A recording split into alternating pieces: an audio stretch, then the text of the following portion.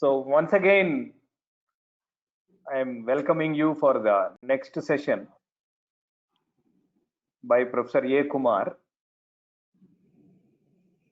Actually, this is metal emphasis. So the metal emphasis is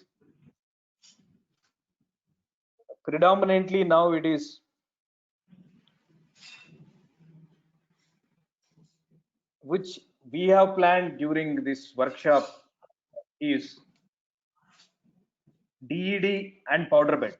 Though nowadays metal 3D printing can be done with the binder jetting, even with the extrusion based systems also, which we have been seeing with the other presentations. But our focus will be metal means predominantly we are going to talk either Professor Kumar or Dr. Srikant Bonta or Dr. Manjaya. So we are going to predominantly covering the powder bed and of course DED. DED is the predominant and powder bed also. We are going to touch these two if you are calling the metal printing. So then we have a Professor A. Kumar here with us. So he is going to deliver on the material aspects of the metal 3D printing processes. So Professor A. Kumar is working as a professor in the Department of Mechanical Engineering, NIT Warangal. He did his PhD from Osmania University in the year 2008 under the guidance of Dr. S. Soundararajan, former director, BrahMos, DRDL Hyderabad, in the area of simulation and characterization of aluminum alloy weldments. His research contribution is in the direct application of BrahMos aerospace missiles, which was recently handed over to defense. He has more than 20 years of teaching experience and 12 years of research experience. His research areas includes friction stir welding processes, additive manufacturing, electrical discharge machining, fabrication and characterization of micro nano composites. He has guided 8 PhDs and 6 are under progress. He published more than 55 research papers in various reputed international journals and conferences. So now with us, the Professor A. Kumar. Now I am handing over to Professor A. Kumar for the presentation. Kumar sir. Yeah. You can share your screen. Yeah.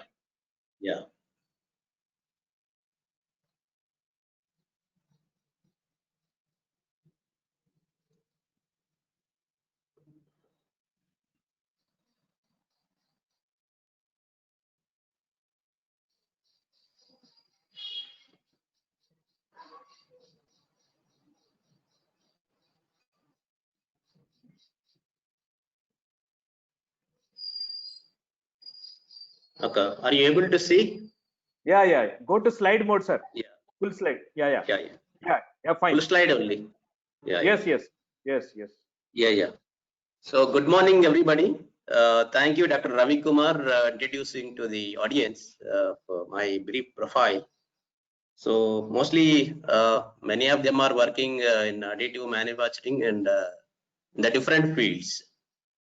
So like Ravi is working in metal as well as polymers. I am working also metal only, especially metals, and other also working on metals. And my orientation is towards wire arc additive manufacturing as well as friction stir based additive manufacturing. So apart from the DED and powder bed fusion process, I am going to cover more on non-beam based additive manufacturing process. So what are the some advantages in non-beam based additive manufacturing compared to other processes? Each and every process has its own advantage and its limitation. So depending upon our need and application, we can select a suitable process, then we can go ahead with the direct applications. So my talking already introduction part of the additive manufacturing, many people are covered, including Ravi and Manjaya. I'm not going to deal detailed discussion on introduction part, and I'm going to discuss more on non-beam based additive manufacturing, especially friction stir additive manufacturing and additive friction deposition and wire arc additive manufacturing, and how to produce lattice structure through wire arc additive manufacturing, and then direct energy deposition process, that is beam based, comes under direct energy deposition, and powder bed fusion process and hybrid manufacturing process. So in this most of the process I'm going to cover related to metals only. So how it behaves with respect to beam based and non-beam based, what are the problems encountered during the additive manufacturing process with respect to metals, if it is in the case of beam based, and how to overcome these problems in a non-beam based additive manufacturing process. So basically the manufacturing process can be classified into three groups. One is subtractive process, additive process, formative process. In the subtractive process, we are removing the material from the stock and get the final dimensions of the objects. So it is also called as a negative process. Whereas additive process, you are adding the material layer by layer to get or to decide the object and dimensions of the component. So here you are adding the material, that's why it is called additive, or also called as a positive process. You are adding the material to the previous layer so that you can able to generate your required dimensions and your geometry of the components. And other classification, general manufacturing processes, formative process. So with the help of formative process, you can also generate a required geometry, but there is no change in the volume before and after the process. So the volume should not be changed, and the volume should be constant in a particular process, that is known as a forming process. So you are heating the material to a recrystallization temperature, then you can push the material through a die. That die is equivalent to your geometry and also dimensions. Then according to the shape of the die, you can get the final component. So here the volume is same before and after, only changing the dimensions according to the die dimensions. So this is also called as a zero process, because you are not adding or neither adding or nor removing the material from the stock. Only you are going to change one form to other form. So that other form is useful one. So additive manufacturing is a manufacturing process in which functional parts can be made by adding materials without using special tools and jigs and fixtures. So this is very greatest advantage in additive manufacturing. Whereas in conventional manufacturing process, you need to have different kind of tools and different kind of fixtures and jigs for generating your geometry as well as your required shape and the geometry and dimensions. Whereas in additive manufacturing process, there is no need of all the kind of tools, jigs or fixtures, because you are generating the object by depositing the layer by layer. So that layer deposition is equivalent to the dimensions of your STL file format. So STL file format is transferred to the machine. Then according to the STL format, then XY movement of the head taking place, thereby you are producing the objects. So what is the advantage? With this feature of additive manufacturing process, you can reduce the manufacturing lead time and reduce the wastage of the material. And also, if you have more complex in nature, in conventional manufacturing process, if the complexities of the object you are going to generate through conventional manufacturing process, the cost of the process is going to increase, because you are using more number of process to get your more complex geometry of the component, which is generated through conventional manufacturing process. So that's why the cost is increased. Now here there is no problem of irrespective of any complexity, because you are converting that entire complexity geometry into STL file. So STL file is nothing but a 2D object, 2D without any having third dimensions. The third dimension is very, very less. So you can able to generate the component even if it is a complex nature. So I'm not going to in detail because there are 8 steps involved in additive manufacturing process. So first you need to generate the CAD model, convert into STL file. That STL file can understand only the machine can understand only the STL file. That's why we need to convert CAD to STL file. Now you have to transfer this STL file into machine. Then you have to set up the machine parameter. Then you can build the component according to the STL file format of each and every stage. Then finally you are going to do post processing, then finish the components. Now I can more explanation about the differences between CNC and AM. When we are going for AM, when we are going for CNC. So there is different opinion of the manufacturers with respect to different materials and the complexity and the speed of the process and the geometry. So with all the features, we can consider which process suitable for the particular component generated by the manufacturer. So finally, he is going to see the cost of the product. So I am using AM machine. I am getting the good geometry and good surface finish of the component. So the people will not buy your component if the cost is more. That's why here you have to see the cost of the final component, whether you are going for AM or CNC. So for example, if you are taking about material, is a just I am showing this cup is made up of ceramic material. So which process you are going to suitable for this process? So straight away we can say AM is better than the CNC machine because ceramic material is very hard in nature. We need to have tools which are harder than ceramic material. In case of CNC program, CNC machining, so you need to generate this type of component through CNC. It is very difficult, and also so because of the brittle nature, you are not going to get the accurate size of the components. The same thing you can apply in AM process. It is very easy because you are doing melting of the ceramic material and sending through the nozzle, and according to the STL file format, you are generating this comp. So with respect to the material, it is hard material or which are very difficult to machine by CNC machining process. So in that case, AM is very much useful or very flexible to generate this such type of components. Then with respect to speed compared to AM machines, AM process, CNC is very faster than AM process. Suppose if you take a ductile material, you want to generate this type of component. So you take the two process, CNC and AM process. AM, it takes a lot of time to complete your object. Whereas the CNC, it is very easy to produce, and the time consuming for this process is very less. Then as I said, complexity, if you have a more complex nature, then better to go for AM process rather than CNC process.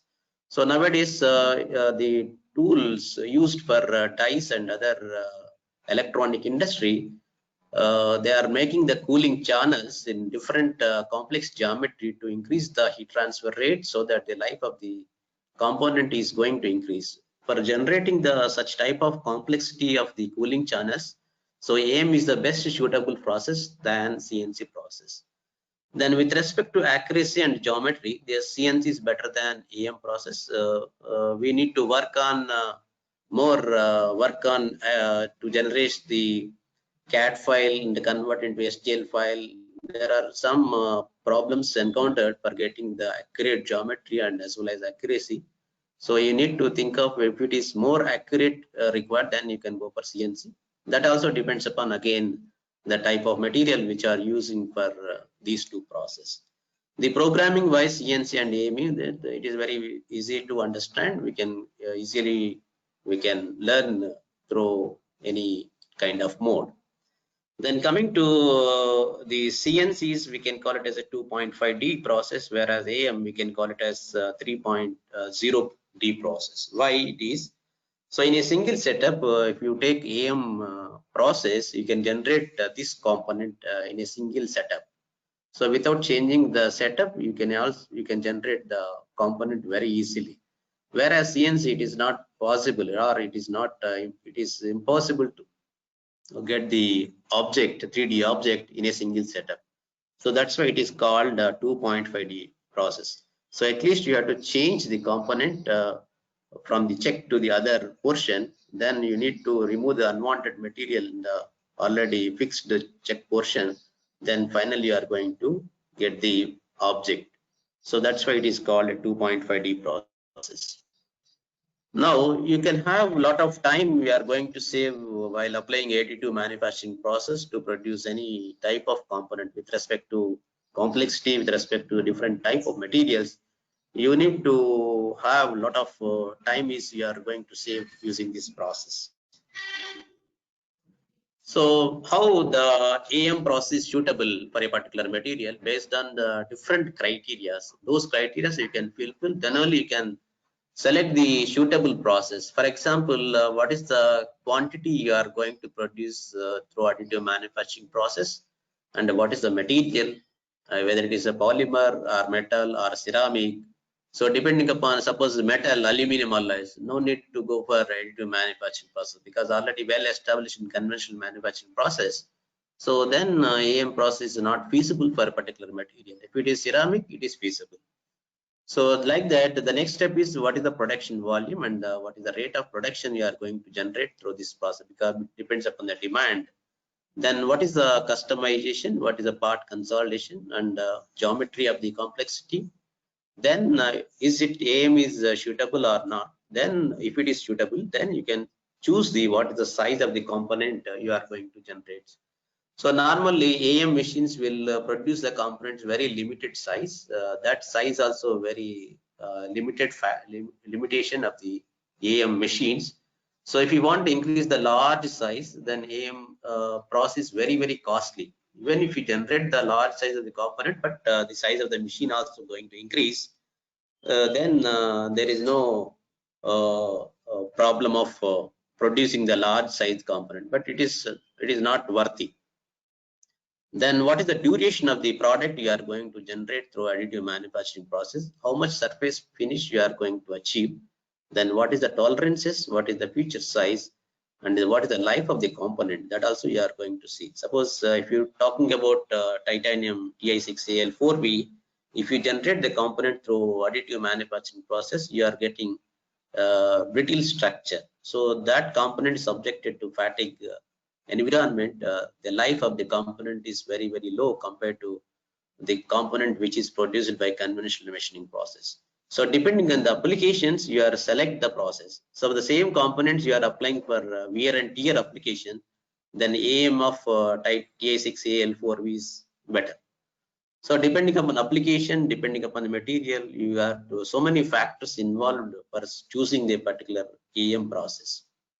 Then after selecting all the input variables, finally you are going to generate the component, and after the generation of the component, what is the strength you are going to expect, and what is the hardness of the component, what is the stiffness of the components. So depending upon your need, whether you are achieving the strength or hardness or stiffness, then if it is not feasible, then you can choose another process, or you can modify the input variables for the AM machines. Then finally you are going to get the required objectives. Then finally, after selecting all the process parameter and you are also achieving the good mechanical properties, then you can change the orientation of the part and what is the spacing between the two layers and what is the time of production of the 3D objects, and finally you have to estimate the cost for the, if you are using powder bed fusion process, the cost of the powder also included in this process. If you use a DED as a wire as a feeder material, the cost is very low. So depending upon the applications with respect to the cost, and you can choose a particular process. So here I'm showing the graph cost versus production volume for conventional manufacturing process and other additive manufacturing process like stereolithography, piezo deposition molding, and laser sintering.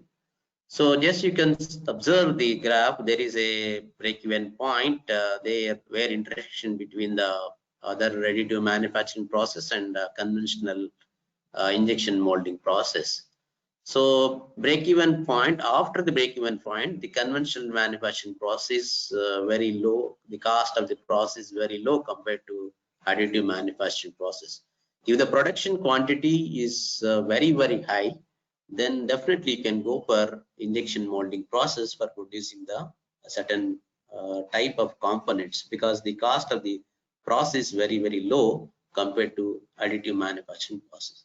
So if it is a job shop or batch shop production, then you select any one of the AM process, because depending upon the demand of the customer, you need to produce the component. So that's why in that case, high cost of the machining involved in the injection molding process compared to the additive manufacturing process, then you can select the suitable process if the break-even point is very low, that in terms of components which are produced by this process.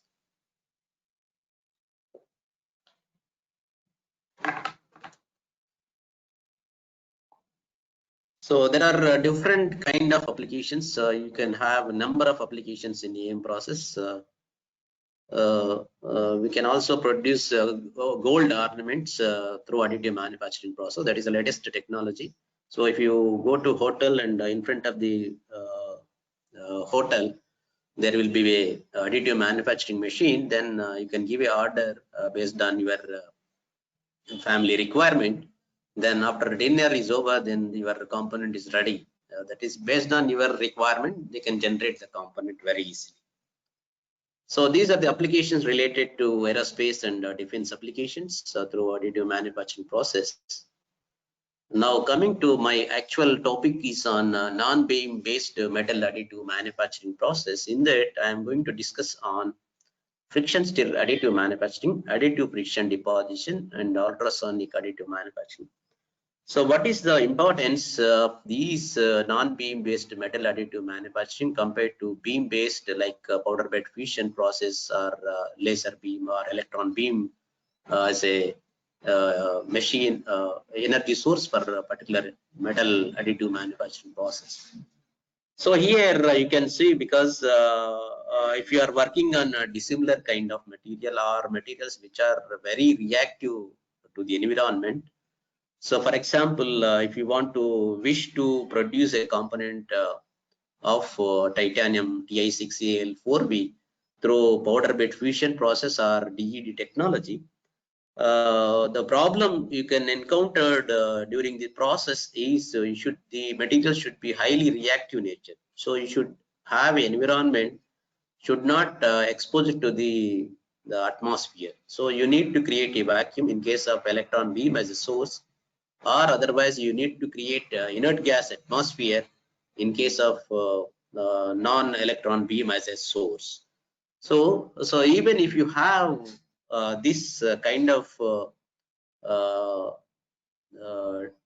sources, you can face some problems encountered during the process of additive manufacturing process or any other additive manufacturing process. So because as I said, the rapid cooling takes place in additive manufacturing components. So because you are applying the heat energy source very small area, that is equal to 0.3 mm square area, then you have a large heat source. That heat source is applied to very small area, and the surrounding area is very low temperature. So a lot of heat transfer, that is quick heat transfer, takes place. Due to that, the brittle structure you are going to get. So when the component is a brittle structure, you don't have any yield strength. So when the component is subjected to any mechanical applications, you need yield strength, not ultimate tensile strength or high strength. So yield strength is required for a design criteria. So that is the one problem. So another problem is if you are joining, if you are adding two different materials. I want to produce composite materials through additive manufacturing. For example, steel to aluminum. So if you are producing steel to steel and aluminum, steel is one layer and aluminum is another layer. Like that, you are alternatively you are changing aluminum and steel over the thickness direction.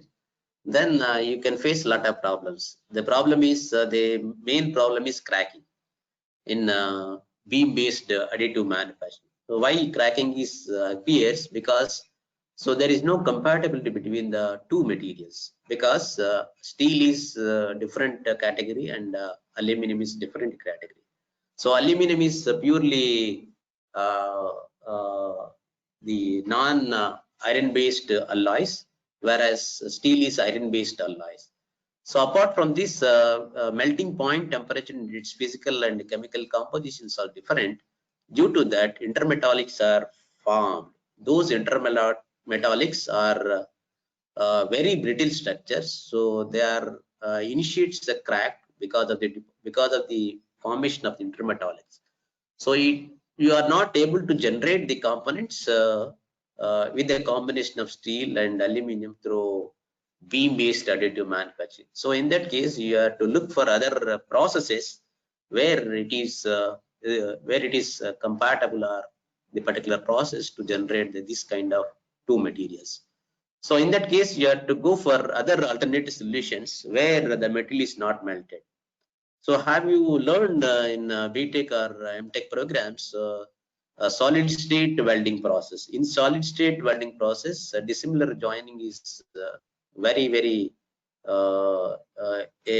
applications for the solid state joining process. So in this process, the materials are not melting stage. They are heating the material to its recrystallization temperature. Then you can apply the force, then automatically the diffusion of atoms between the two materials, then the bond is taking place between the two materials. The fun example I am giving, the old technologies of forge welding. The forge welding, the iron pillar which is located in Delhi, it is not a single component. It is a combination of so many components welded by forge welding process. So the forge welding is a solid state welding process. Same principle we can apply to other solid state welding process. The basic mechanism is getting from the forge welding. Then people are invented different processes with related to solid state welding process. So both the friction stir additive manufacturing and additive friction deposition are intensive process that involves severe plastic deformation at high temperature. However, there are significant difference between them. One is hybrid, both additive and subtractive process, and sheet lamination process involve welding that results in microstructure. Both comes under solid state welding process because of the intensive plastic deformation. The material is going to add it to the previous layer so that you can able to build the component. So whereas the other is purely additive process that deposits of a new track which each pass with each individual layer undergoing the same type of severe plastic deformation during deposition and reheating afterwards. Additive friction stir deposition can lead to much more homogeneous structure. So just I am showing the classification, the differences between ultrasonic additive manufacturing, friction stir additive manufacturing, additive friction stir deposition. So as per ASTM classification, the sheet lamination in ultrasonic additive manufacturing, the thickness is very low, and surface finish required for this ultrasonic additive manufacturing is very high. The thickness is order of 0.1 mm, whereas friction stir additive it is 1.5 mm. That is, in friction stir additive deposition, you are depositing material. There is no concern about the sheet thickness. Then coming to whether the hybrid process or not, these two process, whereas both ultrasonic as well as friction stir additive process, it is a hybrid process. So hybrid process is the combination of additive and subtractive process in a single machine, so that you can save a lot of time to generate the final components. Whereas in friction stir additive process, only the additive process, there is no such kind of subtractive nature. Then resolution limiting factor, subtract to process. Subtract to process is a limitation. Here, a tool geometry is the concern. So in friction stir additive manufacturing and additive friction deposition, the tool geometry is a very important role to flow of the material with respect to the particular location. The flow is very important. The flow is going to achieve the better mechanical properties of the components. The temperature relatively very low and relatively high, and compared to this very high, but the temperature which are generated these two process are well below the recrystallization temperature of the material. It is order of 0.6 to 0.8 times the melting point temperature of any material. So microstructure similar to pre-positive. There is no change in the microstructure in case of ultrasonic additive manufacturing. So it is very useful technology. Whereas in this one, there is a change in the microstructure due to the intense plastic deformation. So then additive friction stir deposition is a fundamental different in that it is a metal deposition process rather than sheet lamination process. The friction stir additive manufacturing, additive friction stir deposition is a different. In additive friction deposition, you are just I am showing this here. So this is the difference between both the technologies. So this is friction stir additive deposition. This is additive friction stir processing. So in additive friction stir processing, you have a tool. That tool is consists of a shoulder and the pin. The pin is inserted between all the layers which are fixed onto the vise. That tool is rotated with certain RPM. Then the heat is generated due to the rotation of the tool and the surface contact of the top sheet of the earlier fixed in the vise. So due to the rotation and rotating member, that is the shoulder, and non-rotating member, that is the sheet. So due to that, heat is generated. That heat is utilized to softening the sheets, and you can move the tool in the direction of the processing. So because of the tool is rotation as well as moving in the direction of the processing, the metal is transferred from the advanced side to the retread side, so that the joint is filled at the back side of the pin. So the processing takes place in all the sheets. Then finally, after completion of the processing, then you have to go for post processing, that is unwanted material. So that is in the form of flash. So that can be removed from the stock. Then finally, you are going to generate this component. So this is friction stir additive process. This is additive friction processes.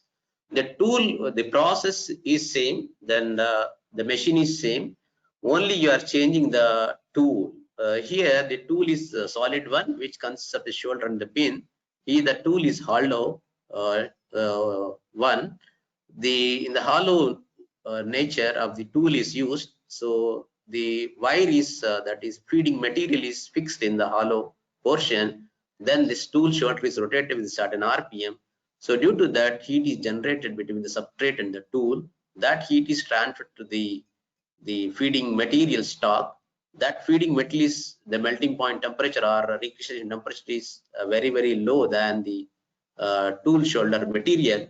So this material is pushing down with some mechanism, so that the metal is deposited on the substrate. So like that, you are going to deposit the material layer by layer, so that you can able to generate the component. So this is the difference between both the process. Only the tool is different. That everything is same. The tool is different. So this the basic principle involved in this process is the friction stir welding. So the friction stir welding is a solid state welding process. In this, non-consumable electrode is used. The electrode is consist of shoulder and the pin. This shoulder is and the pin is fixed in the check, that it is rotated with certain RPM depending upon your requirement. And you can go during the plunging stage, that you have to, the tool is inserted into the material which are going to process. Then the shoulder is contact in the top surface of the material and on the shoulder. Then you should have a particular downward force. So that force is enough for creation of the heat between the rotating and the non-rotating member, that heat is transferred to the material as well as shoulder as well as the tool. Then the tool material, which is generally it is very harder than the material to be processed, then the material is going to moved from the advancing to the retreating side. So when the tool is moving in the direction of the process direction, so when the metal is transferred from the advancing to retreating side, the metal is going to fill up at the backside of the pin. Then you are achieving the uh, process region. So here I am showing the friction stir additive manufacturing process. So in this you have different kind of layers, either similar materials or different materials. Suppose I want to join the two, 3 or 4 different aluminum alloys. So mostly all aluminum alloys are having the same temperature. So you can able to join very easily. Suppose if you go for steel and aluminum, then you should think of the other parameters and the tool materials to join these two kind of. Then it is possible, but you need to work out. So in this case, two different materials or similar materials with the different thickness and the different grades you can also use. So that should be in a fixed in a particular position. Then the tool is inserted all the layers during the plunging stage. Then you are rotating the tool with certain RPM. That heat is generated. That heat is transferred to this all the layers. Now once it reaches to the recrystallization temperature of the material, then only you are giving the movement of the tool in the direction of processing. So then the metal is transferred from the advancing to the retreating side and fill the backside of the pin. So this is all depends upon the so many factors, the tool geometry and process parameter and tool material and the material which are going to process. So many iterations you are going to do to finalize the or optimize the process parameter so that you can achieve the component without having any defects. So if you are not optimizing the tool geometry and the process parameter, it leads to defects in the developed 3D components. So if you have a defects in the developed component, there will not be any use. So you need to work out to reduce the defects or minimize the defect or eliminate the defects to optimize the process parameters and the tool geometry. So why you are going to defects going to end up with the additive manufacturing component? Because of not optimizing the process parameter. So this optimized process parameter which influence the material flow. So the material flow is very important role in friction stir additive manufacturing process. So if the material flow is proper, some materials, some aluminum alloys, if you take aluminum alloys, aluminum copper alloy, the material flow is very low compared to aluminum magnesium silicon alloy. So the material flow is because of the copper content in the aluminum copper based alloy. So it will restrict the material flow because of the copper content is there. So it is having good wettability, will stick to the tool so that the material flow is not sufficient, then you are rendered with the defects. So you need to adjust the process parameters and the plunging force and the downward force and other tool geometry, very important role to get the without any defects of the components.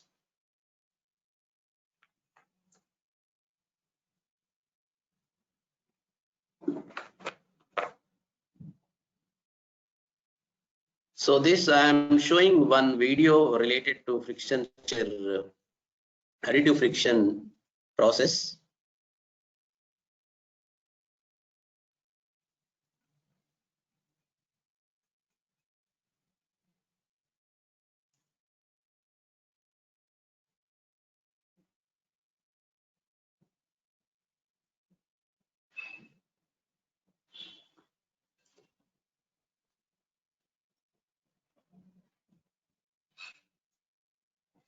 So the tool is rotated with certain RPM and the tool is plunged during the plunging stage, and it reaches when it reaches recrystallization temperature, then you can move the tool in the direction of the processing direction. So these are all the sheets which are fixed in a particular fashion.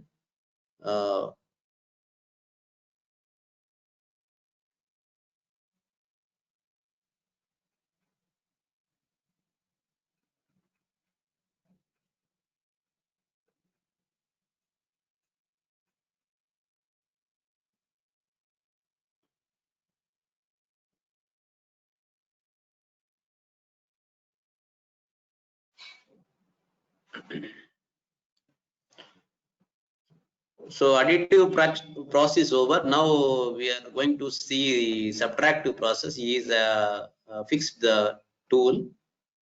Then it removes the unwanted material from the processed region.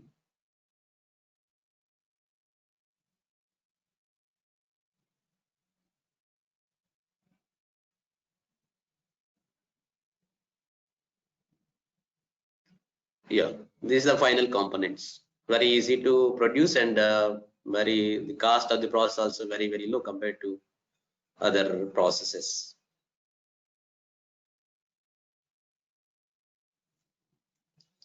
So this is the additive friction stir deposition. So here I am already explained. These are the feeding material, which is having a low melting point temperature compared to the hollow shoulder.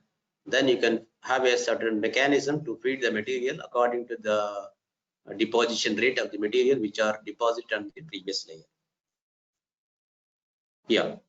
So you can see the accuracy versus building rate for different processes. Just you can see the powder bed fusion process, direct energy deposition process, additive friction deposition process. So if you're talking about additive friction manufacturing, either additive friction deposition, deposition process, so you can have more accurate as well as building rate also very high compared to the remaining two process. So because in DED process you have electron beam as a source, and that because of the electron beam as a source, so your size of the component is very limited. That's why you are limited to particular size and particular rate of you are feeding the material either powder or wire as a feedstock material. So in powder bed fusion process, this is completely very limited size as well as the building rate is very low, because you need to work out between the two successive layers. Then the component which are going to produce the powder bed fusion process very low compared to direct energy. And we are out of all these three, the additive friction deposition you can produce very large size, and building rate of the component is very high, and accuracy is also very good compared to other two processes. So here I am showing one of the research work which are done in our laboratory. The friction stir deposition process, we are able to generate the composite of different volume percentage of the composite from the top to bottom, so that we can achieve the variation of the volume percentage from the top to bottom, so that we can get the different mechanical properties from the top to bottom. So depending upon your applications, you are going to achieve this type of components. For example, if you take a shoe brake, so the top layer should be very harder than the below layers. The top layer, which consists of more ceramic particles, when you are coming down, that is along the thickness direction coming down, the ceramic particle, the volume percentage should be low, so that it can absorb the vibration when you are applying the brake. So because of these applications, because of the use of all these technologies, we can increase the life of the components. So if you are making the component for entire structure is very hard, so it is not able to absorb the vibrations when you are applying the brake. When it is not absorbing the vibration of the material, so the life of the component is reduced, so that you can increase the cost of the maintenance. So that for that purpose, we need to generate the components by varying the mechanical properties in along the thickness direction. Those materials we can call as a functionally graded materials. So here one of our scholars produced the material with aluminum and silicon carbide using this technology. So it is already published in the Transactions of Metals. This is different tools they are using. One tool is having the pin length is more, that other tool is less than the first one, and third tool also less than the first and second one. So initially he made a groove which is slightly higher than the length of the pin, and insert the powder particles into the groove. Then he has to do processing. So once it is processing, then in the second stage, he has made another groove which is equal to the second pin length of the tool, which is slightly higher than the second tool pin length. So again, he has to fill the powder into the groove and process it. In the third stage also is similar way, he can make the groove which is slightly higher than the pin length. In the fourth stage also like that. So once you are observing the fourth step, this is one kind of microstructure, which is the combination of aluminum and your SiC or any other reinforcement. This is another kind of microstructure, that variation of the volume percentage of the SiC. This is also another kind of, like that you are going to change the volume percentage from top to bottom. Just you can see the observation of the microstructures. So the silicon rich region you are supposed to have at the high at the top portion, whereas very low volume percent at the bottom portion. So once I show these pictures that people will not accept, then I can go for the phase volume fraction at different locations. So in the phase volume fraction, the region 1 is the top region of your material. So you can have the silicon carbide percentage in terms of volume, the variation from 12 to 17%. And region 2 is also 10 to 12 percentage. So equivalent, this 12 is maybe nearer to that. Then if you come to the third region, the variation of the SiC varies from 3 to 9%. So if you are making all these kind of features of your tool and groove, then you are going to achieve the different volume percentage of the SiC from the top to bottom. The top one is more SiC and the bottom one is low SiC. So with this, I can do characterization. Just you can see the characterization, the hardness variation is also taking place from the top to region 1 is the top portion and region 3 is the bottom portion. So depending upon the volume percentage variation, you are also getting the variation of the hardness, so that the hardness is directly proportional to the mechanical properties. Then if the hardness is more, this can be applied to the top portion where you are going to mating parts. So the wear and tear of this layer is very low compared to this one. So why we are getting the low? Because of our applications. So once you are applying the, let us say you take shoe brake, you are applying the force while stopping the vehicle, you can apply the force on the brake. That force is transferred to the material. So the material is going to have ability to absorb the shocks. So then only the material performance is better and the life of the component is better. So if it is not having that much of capability, so the degradation of the properties, because heating takes place, so that heating in terms of wear of the top layer, so that's leads to changing of the shoe. So this is the way you are going to achieve different variation of the properties by varying the volume percentage, so that this is one of the friction stir deposition technology. So additive friction stir deposition is a thermomechanical process. Important process materials, process parameters, shoulder diameter, shoulder geometry, and the rotation of the shoulder and the traverse speed of the shoulder, and other parameters like physical properties of the material and physical properties of the tool materials. Those things are influencing the material flow. Finally, all the process parameter is the function of material flow. So material flow is the function of all the parameters. So once you change the parameters, the heat generation is also going to change. With the effect of heat generation, the material flow is different. So you need to a lot of work to optimize the process parameter to get your final components which is having defect free. So relation to friction stir welding and processing, this is the same relation, just you can apply the same technology, friction stir welding, friction stir processing, friction stir deposition, additive friction processing. Both are all are similar technology. Only you are changing your tooling and other components, etc. That leads to a different process. Then we can achieve a better components without much change.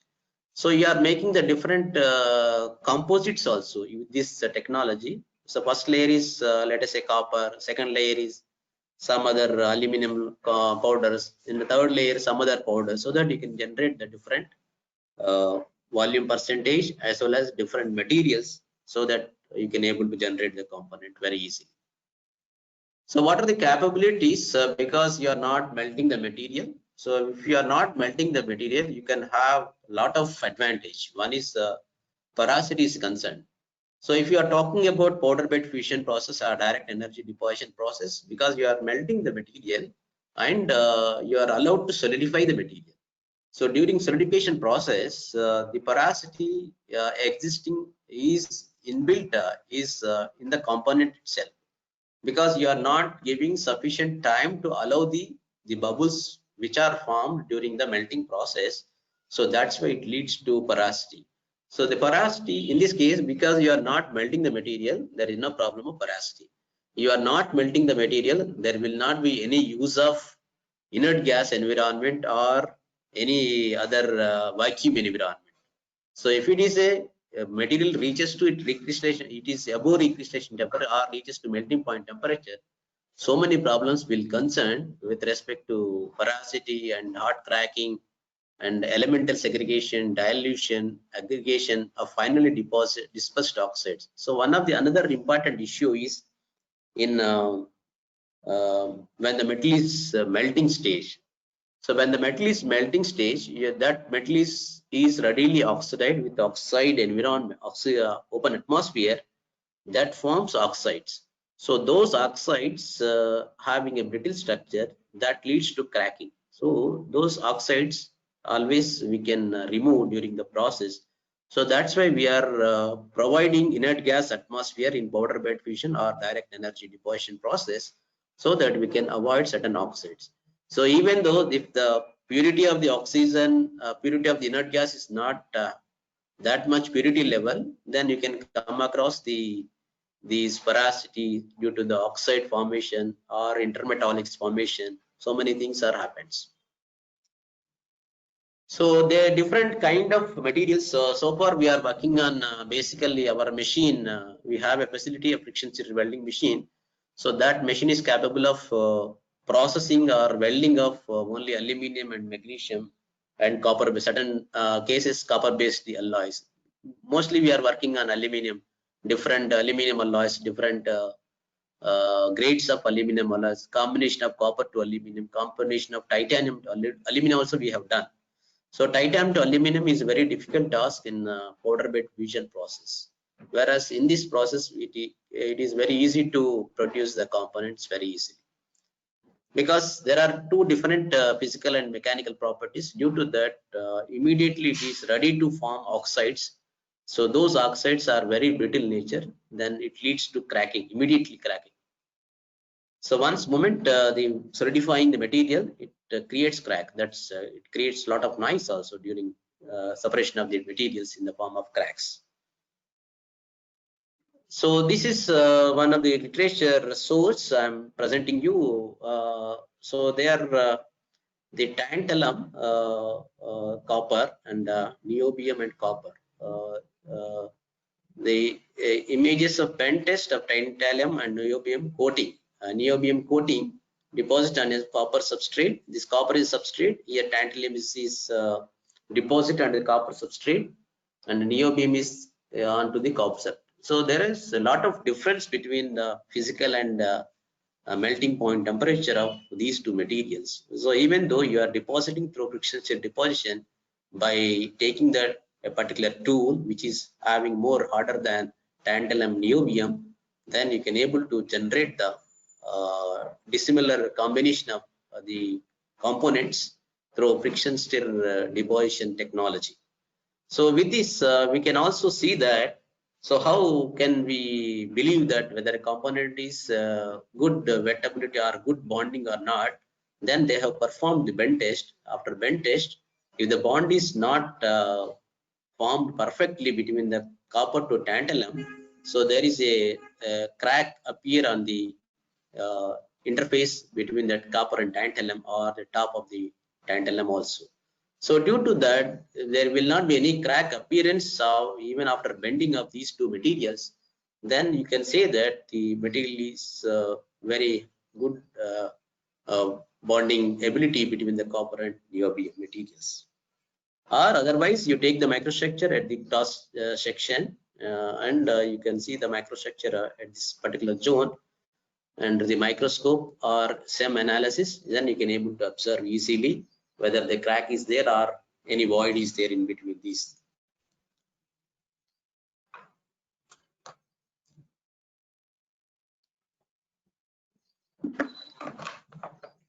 So, so what is the flexibility if you are using this type of technology? So here I am giving some feasibilities. Beam-based process have restriction on feed material in terms of powder composition, shape, and size. Suppose if you are talking about powder bed fusion process, you need to have powder size of 30 to 40 microns in normal cases. In some other cases, you can go below the 30 to 40 microns. The production of powders of that size is also a big task, having without any intermetallics or without any defects in the powder one. And the shape and size also you are going to differ with respect to this. Then handling is also another issue in powder bed fusion process. So then a lot of powder is going to waste during the powder bed fusion process. So in that the cost of the process going to very high.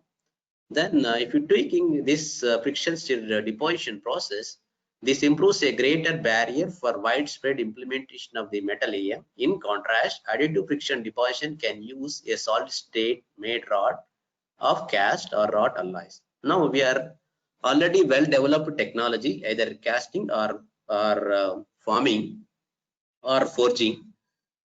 You can develop a feeding material as a solid one, which is equal to the same diameter of the hollow of the shoulder. So there is no problem of producing the rods by casting process or by forging process or by metal forming process. So with this already developed technology, there is no problem of this one. Even the powder production also well developed, but you need to lot of care to produce those powders. So here it is very simple process. You can able to generate the different diameters of the feeding material. The traditional atomized powder feedstock can also be used without stringent requirements on powder attributes. High quality reproducible aluminum 6061 and Inconel 625 parts have been manufactured using solid rod feed material, and aluminum molybdenum, aluminum silicon compound have been manufactured from powder feedstock. So this is very great advantage. You can also feed composite feed material. The feed material itself a composite in the form like aluminum molybdenum or aluminum silicon through casting process or any other powder metallurgy process. Then that as a feed material to this additive friction stir deposition process, you can able to generate the composites in 3D dimensions also of this even if it is complex in nature. To qualify as a variable feed material for additive friction stir deposition consists as a deposit in microstructures and properties are necessary. The compatibility with inexpensive and nature technology like casting provides a convenient and economic route to test the predictability of feed material. So it is economical way to produce the feed material compared to the powder. I am talking about with respect to the powder. So with respect to the powder, the feeding of this material to the friction stir additive processes, the cost involved of the feeding material is very low, and also having without having any defects. So, and also, as I said, in one of the graphs, you can produce a large size of the components. So this is the one component which is produced through friction additive manufacturing. So very large components. So you can see what are the benefits through this process. So I'm categorizing into three categories: a non-beam, that is friction stir deposition is a non-beam process. We are not using a electron beam or laser beam. We are only using the friction as the media to convert into heat. That heat is utilized to deposit the material. That's all. Then second factor is flexibility, feed material and scalable. Suppose if you are talking about non-beam, then no melting at all because it is a solid state process. The temperature is 60 to 90% or 60 to 80% of the melting point temperature of the material. Low energy required, low cost, and you can have dynamic recrystallization. So this is another greater advantage. So because you are stirring the material in a plastic condition, due to stirring with higher speed, the fragment of the materials takes place, which is leads to very fine grain structure. So that phenomenon we can call it as a dynamic recrystallization. So during dynamic recrystallization, the grain becomes very finer compared to the base material. So when the grains are finer and finer, you are expected more yield strength. So according to Hall-Peach equation, the yield strength is inversely proportional to the diameter of the grain size. If the size of the grain is very low, you are expect more yield strength. So more yield strength of a particular material, then you can save the lot of weight, less weight you can use for higher side applications. So the weight of the entire structure going to be reduced using this fine grain structured materials. So we can also produce ultra fine grain structured materials. The grain size is less than 10 microns, less than 10 microns, sometimes less than 1 microns. Normally less than 1 micron we can refer to the ultra fine grain structure. We can able to achieve using the different processes, different technology. We can achieve the order of 0.9 microns. So this article is already published in the Journal of Manufacturing Process. This is a very good amount of work done by the one of our research scholar. So he is using different media to increase the heat transfer rate during the processing itself, so that he can achieve the size of the grain in the stir region is less than 1 micron. So what is the advantage of ultra fine grain structure material is you can get the more yield strength, thereby you can reduce the weight of the entire structure. That is one advantage. And also you can improve the physical and chemical and corrosion properties. So we have improved corrosion properties, corrosion resistance we have improved compared to the wrought alloy. So that is very useful for an electronic industry when the two materials are joining by these two ultrafine structure materials. The corrosion is very important. So all additive components as well as welded components are more prone to corrosion, because so every welded, so additive manufacturing is a welded structures. So if you are looking in a microscopic way, so each layer is deposited onto the previous layer. So in between the two layers, you have a bond. So that bond is known as a metallurgical bond. So metallurgical bond always prone to corrosion. So if you are having more corrosion by optimizing such a kind of ultrafine grain structure materials, then there is an advantage for the users. Where corrosion is more important, you can select such kind of fine grain structure material to improve the corrosion or to increase the life of that components. And no solidification, because the material is under solid state only. Even though it is doing a process, there is no solidification. If there is no solidification, a lot of problems are minimized. So like refined grain size, equiaxial grain size, isotropic material, low porosity, if there is no solidification, Then residual stresses is also another concern. So if you are talking about metal additive manufacturing process, whether you are using laser beam as a source or electron beam as a source, you are melting the material and you are allowed to solidify. So during the rapid solidification, a lot of stresses inside the material. So those stresses can be relieved before the application of this component. So that's why you need to go for heat treatment of the component. So I want to generate the large size of the components. So I cannot do heat treatment of the components, that large size. So you need to have a large size of heat treatment process.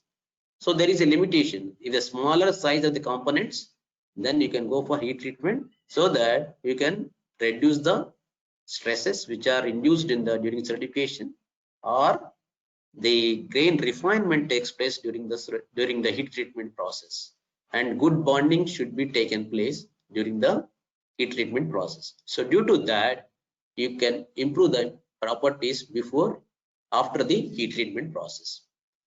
Then coming to the flexibility feed material as a cast alloy rod or consolidated powder, you can also feed the powder. There is no issue at all. So exploration of new materials, you are generating the new components, new composites, new materials, so which are useful for end users. Then scalable, high building rate, large scale parts, ability to repair. So that another greatest advantage in both the technologies, either friction stir deposition or additive friction process. Suppose you are processing 1 meter length, so you may get a doubt. Suppose the component is a defective nature, then the entire component is going to waste. No, it is not like in this process. Suppose the component is a defect in a particular area, then you can do reprocess it. Then if you do reprocess, that defects can be nullified by flowing the material from the other side to that particular location. So the repair of the welded structures or repair of the additive manufacturing components, you can done very easily through this process. So that is the greatest advantage. That's why the friction stir welding also used for repair of MIG welded structures. If on site, if you are done welding through MIG welding process for particular structures, then you find the defects through NDT techniques. You cannot replace the entire structure, not required. Then you can take this robotic friction stir welding there. Then you can do reprocess it. Then automatically the defect can be rectified. So similar technology we can apply to additive manufacturing components also. We can do a repair of all the defective additive components also. So apart from the advantages, as I said in the beginning itself, every process adds own advantages and also its own limitations. So what is the limitation you are expect from this process? Instead of having a lot of advantage, there are certain limitations. So the limitations, the development of additive friction deposition based technology is focused on increasing the part size and build rate. As a result, the shoulder and fillet dimensions are large, leading to large in-plane features. While powder fed vision can make parts with a small feature size on the order of 0.5 mm, in plane resolution at additive friction deposit is limited. So if it is a very, very limited structures where size of the component is very, very low, so it is not possible. Then you can go for metal additive or powder bed fusion process or direct energy deposition process. So another issue is how to programming the tool path. So you can also programming the tool path using G code and M code. Nowadays it is available. CAD file is converted in G code and M code. That G code M code is a CNC programming. So that program is given to the tool path. Then accordingly you can generate the geometry. Then printable geometry is limited by the in-plane resolution and maximum overhang angle in additive friction deposition. Given the layer by layer nature of additive friction deposition parts may require additional post-processing to compensate for the stepwise transition and edge of each layer. This is highly dependent upon the future size of the part. Then another limitation is buckling is another issue. If you are increasing the height of the layer, which are going to deposit through friction stir deposition, the buckling is the issue is concerned, because you need to apply the downward force always. So when you are applying the down force after certain height you are building, then there is a chance of buckling of the already deposit material. So that is another major limitation. So large thickness of the material, it is not possible in this friction stir deposition process. The tooling is also another issue. So you need to develop a particular, suppose I want to generate additive manufacturing components of nickel based alloys, then you need to think of the tool, diamond tool or PCBN, which is very costly than normal tools. Then so the tool must be, the major limitation, major condition is tool must be harder than the deposited material. That is one condition. So why? Because the heat is generated to its recreation temperature of the deposited material, that is feed material. So the tool will not melt it. Tool will not melt it. That's why the hardness and melting point temperature of the material of the tool is much higher than melting point temperature of the feed material. The balance must exist between the economic viability and the degradation rate of shoulder, because of the wear takes place due to the friction between the shoulder and the pin. Wear takes place. Those worn out particles may be embedded into the deposited material. That leads to unwanted composites you don't want. So then you have to think of you can extract the heat transfer by sending some cooling inside the shoulder, so that you can extract the heat quickly. Then you can increase the life of the tool. The target shoulder properties includes high wear resistance, high fracture toughness, high compressive yield strength at elevated temperature, high thermal fatigue strength, creep resistance, chemical stability, and low cost. So this is regarding the friction stir deposition, friction stir additive manufacturing. That is totally different from what we are talking in further slides. So those technologies, you are not melting the material. So now I am taking another technology, wire arc additive manufacturing. In this, you are melting the material, and that melted material is deposited into the onto the substrate, so that you can able to generate the components. So what is the difference between VAM and powder bed fusion process or direct energy deposition? So in direct energy deposition, let us say DED, an electron beam as a source. So using electron beam as a source, you are melting the filler wire. So that filler wire is melted and deposited onto the substrate. So here also melting the filler wire using a electric or power source. So that electron beam as a source for melting the material. Here arc as a power source or energy source for melting the material. That is the difference. So same welding gun, this MIG welding gun or TIG welding gun, or nowadays new technology cold metal transfer welding gun attached to the end of the robot arm. Then you can give a programming to the robot according to our STL file format. The robot has to move according to the STL file format. Then you are going to melt the filler material by giving the input condition to the welding machine in the form of voltage, current, and welding speed. Then you can able to melt the filler wire. Then filler wire is going to build the components. So that is the principle involved in wire arc additive manufacturing. So it is ability to produce very near net shapes, performs without the need for complex tooling. So here also there is no need of tooling and different fixtures and different molds, because you are using the CAD file. So that CAD file is transferred to your robot programming language. So robot programming language can understand the path of the movement of the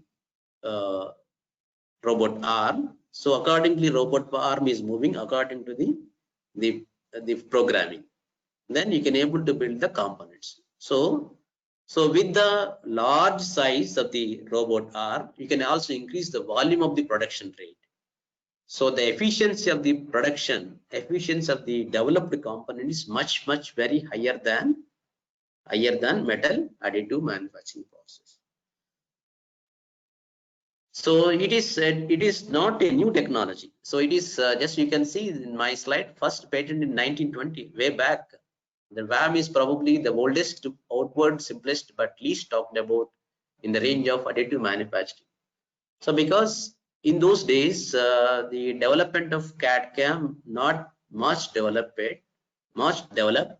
So due to that, you have a limitation to movement of your robot arm or welding gun.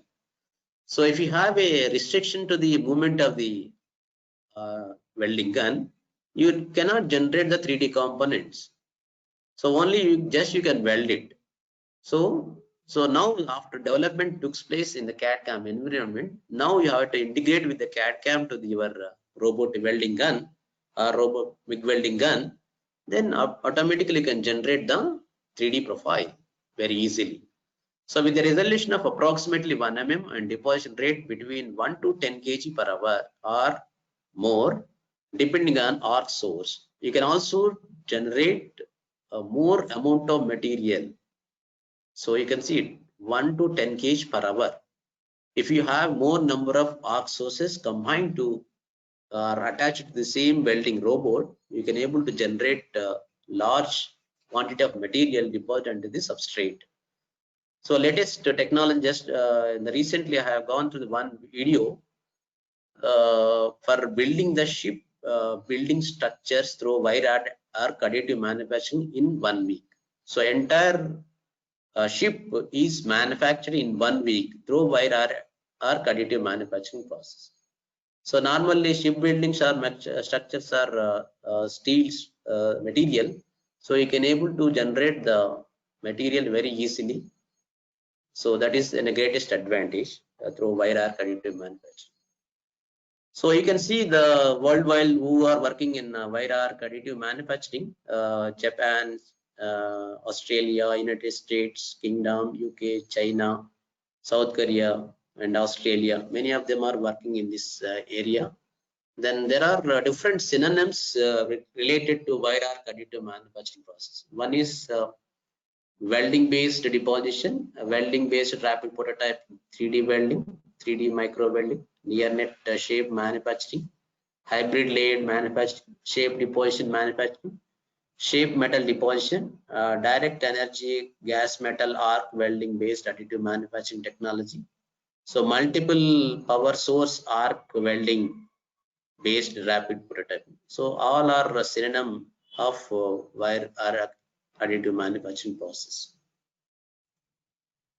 So the principle involved in it works by melting metal wire using an electric arc as a heat source. It is very simple, as we can have in a normal welding process. The wire, when melted, is then extruded in the form of beads on the substrate. As the bead sticks together, they create a layer. So same thing, same principle. This principle can be applied to your additive manufacturing components. So suppose you want to weld high thickness of materials, for example 10 mm thickness of material, what we'll do, we can go for double V joint of both sides of the two materials to be joined. Then you can close it together. Then you can fill this double V by melting the filler wire in different layers. In the first layer, after depositing, what the welder has to do, so he has to remove the unwanted material in the form of chips. Then next layer, after cleaning only, he has to do it.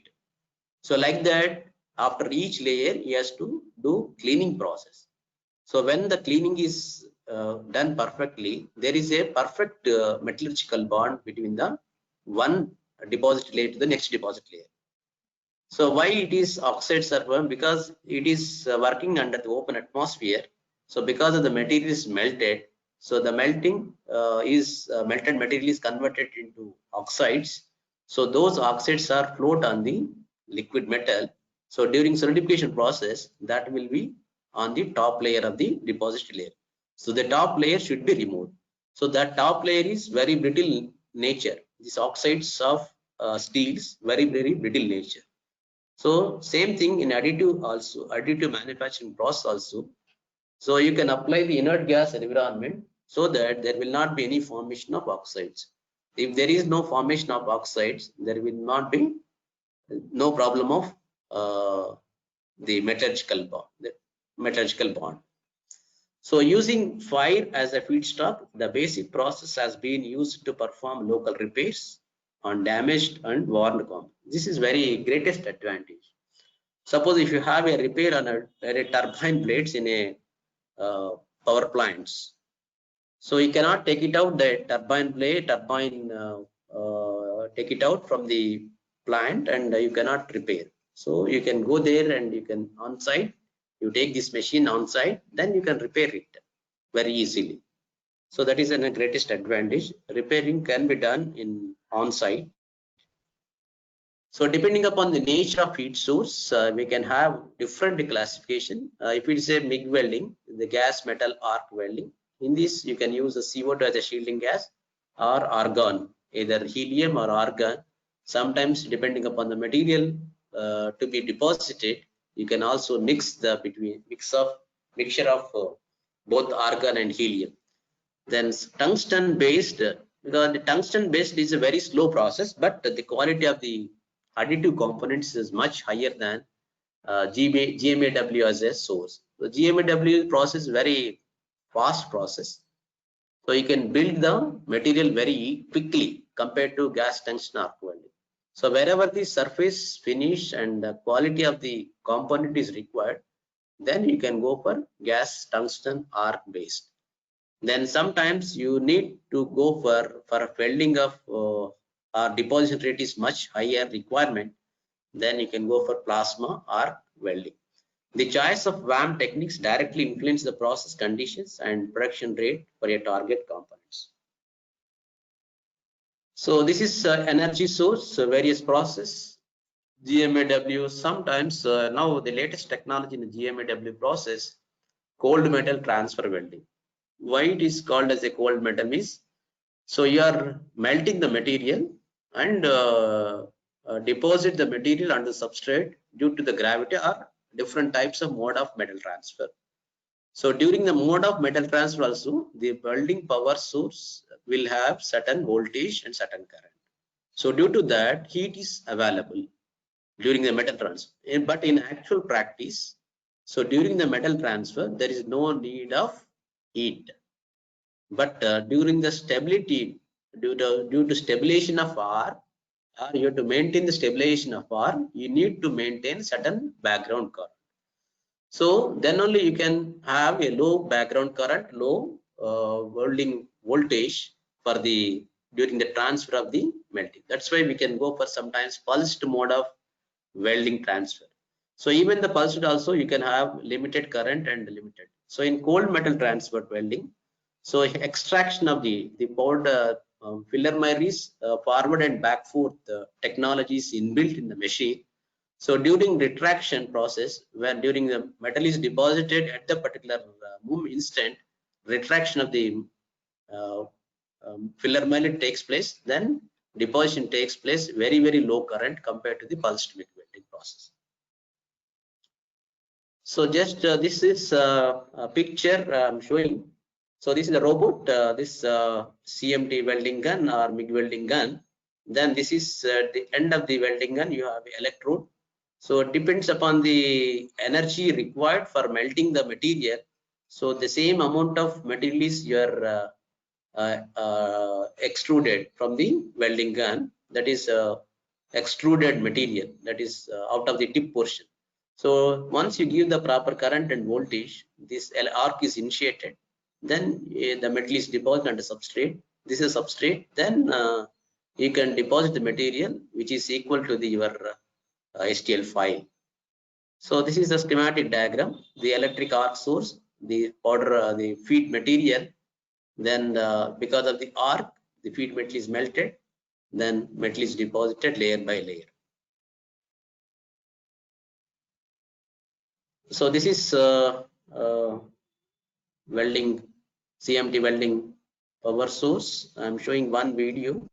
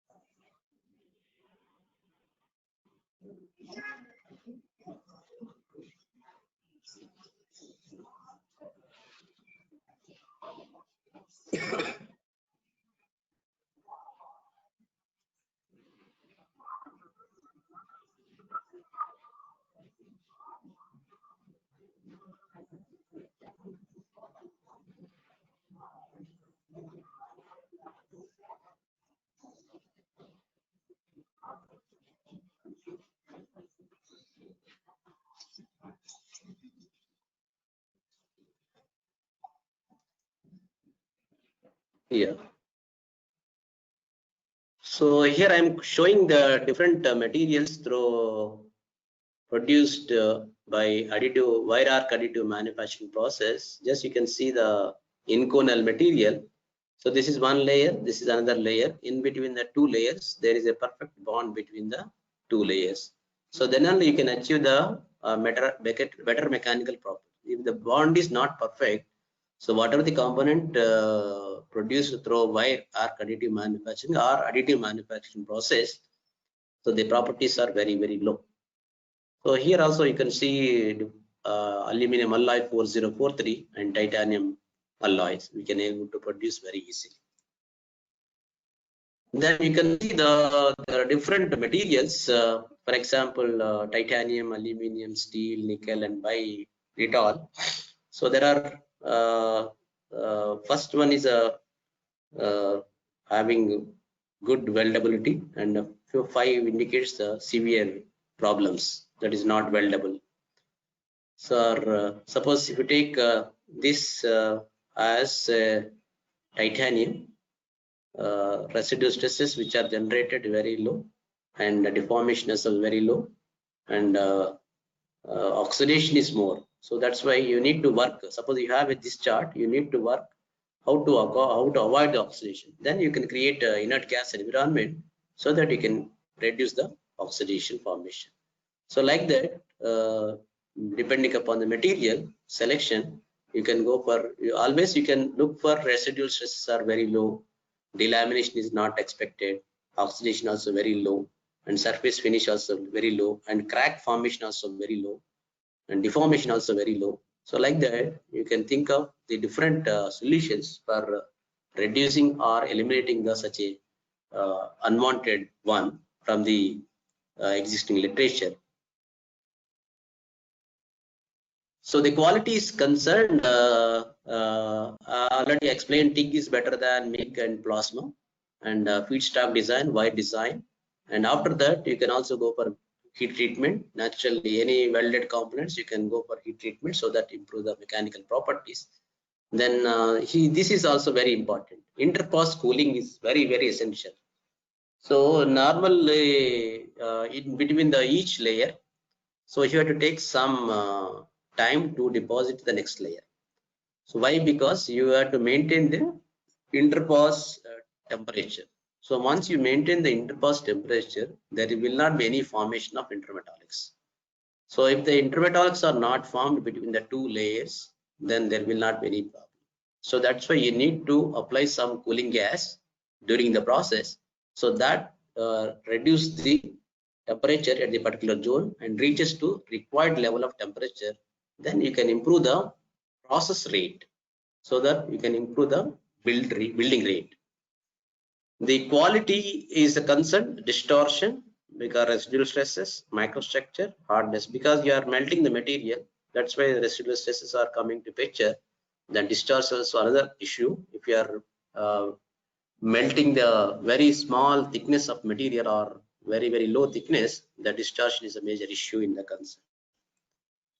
So the process variables, as in the case of welding, normal welding process, wire feed rate, argon flow rate, weld speed, and voltage, and the number of layers required.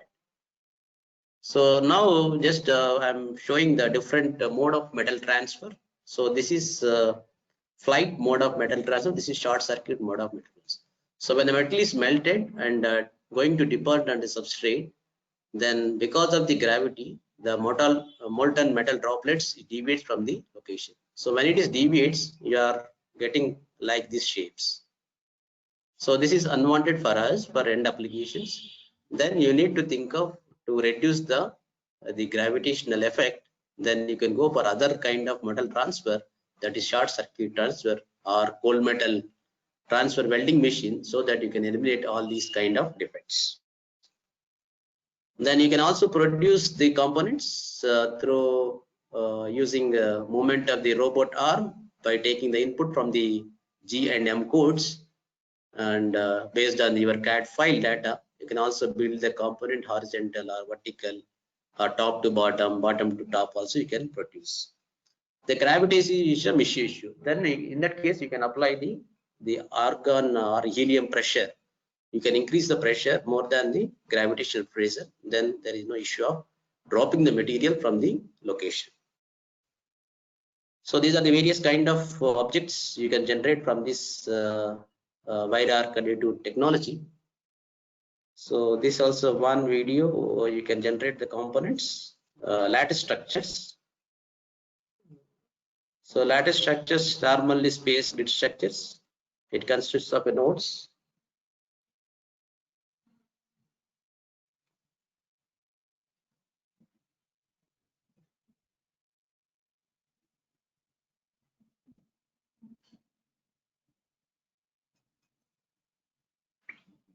Yeah. So with this, you have so many benefits: increase the production rate, etc. The limitations: heat management is somewhat difficulty for materials like titanium, and the inert gas chamber is required. It limits the size of the parts that can be produced. Although a number of components are developing VAM technology for the production of metal parts, currently there is no commercially available. Now there is a collaboration between KUKA and Fronius. Fronius is a patented of CMT technology, so no one else to supply. Only Fronius is going to supply. So because of the integration between the KUKA and the Fronius technology, you can able to generate the components. I think with this I can conclude my lecture. If you have any queries, just you can ask. It is open to everybody. Yeah, Hello? Dr. Hello, Dr. Kumar. Yeah. Congratulations, I am Dr. Shivaram Krishna of Usman University. Yeah. How are you, sir? Fine. Congratulations for a nice presentation. You have thrown very interesting on wire arc additive manufacturing. So, Okay, sir. Thank you. I have few doubts. First doubt is, how can you control the layer thickness in this wire arc additive manufacturing, that uniform layer thickness? So for example, regular additive manufacturing, you can have a uniform layer thickness. Here, how the robotic arm is the repeatability good in getting the uniform layer thickness? That's the first question. Yeah. So second question is. Then I'll answer that question, sir. Then only you can go for second question. Okay, right. Answer. Okay. Right. Okay. So that depends upon the various process parameters, like power source. It's a major issue. That's why people are going for CMT. CMT is an advantage to get the less heat input during the transfer. So during metal transfer, there will not be any heat. There will not be battering. So in that way, control the layer thickness, and the size of the filler wire is also another factor. Yeah, correct. The filler wire is also another factor. Okay. With this, we can manipulate the systems to get the particular range of thickness. We cannot maintain the exact thickness. We can range certain thickness. Because in Yeah, our second- regular manufacturing, we have that 0.1 mm layer thickness. We fix it, will fix like that only 0.1 mm. It will do it. But I think here Yeah. the robot, it depends on the repeatability of that or resolution of the robotic arm. Yeah, accuracy. that's why they preferably KUKA robot is very precision type of KUKA robots that we can control the manipulation of the robot arm so that we can able to generate. So in future, suppose if it is a STL file converted into your G and M codes, then you can able to control the layer thickness also. Okay, good. Okay. Yeah. Sir, very nice. Thank you, sir. Next question Thank is you. the Hello. regular item and yes, sir. Hello. Hello, good afternoon, sir. Sir, my question related with the friction stir assisted additive manufacturing process. Sir, Okay. sir, I had doubt related with the startup. So, can we do the experimentation this process in available CNC milling machine? So, or yeah, do we need any specialized friction stir process setup? Okay, that's very good question. But many people are worked on vertical milling machine. We also done initially, but we came to know that there is a problem. So for materials like 6061, can able to generate the components, welded components without any defects, but you don't have that much strength. Because what is happening is after a certain period of time, the material is going to soften. Then you can apply the same amount of force in a normal milling machine. So that reduce the thickness throughout entire the length. So the thickness variation is going to be happen. So in friction stir welding machine, there are two options. One is position control, other one is force control options. In position control machines, whenever the force is that much is required, so it will take care of by controlling the signals. So if the temperature is very high, it requires less amount of force to maintain the certain height. So that features is available in friction stir welding machines. So, Suppose if you sir, have yes.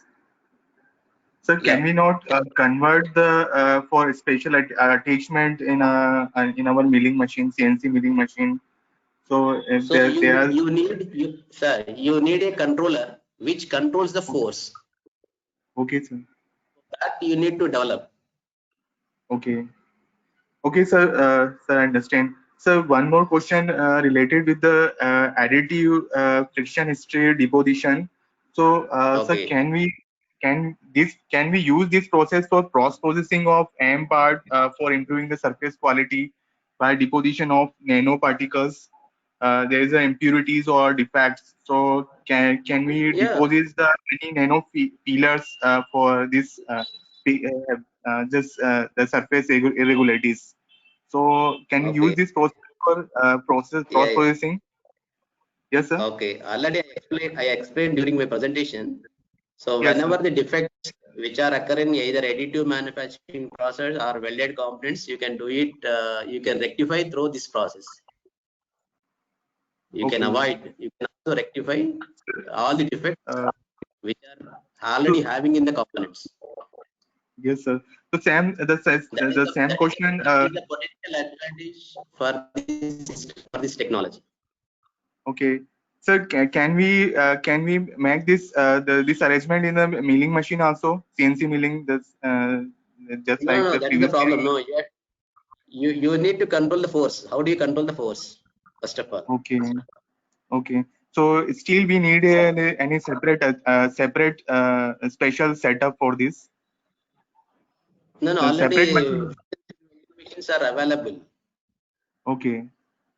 Sir, yes, Developed I by understand. have a machine from RV Machine Tools, Coimbatore. Okay.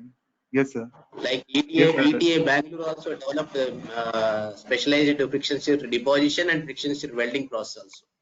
Okay.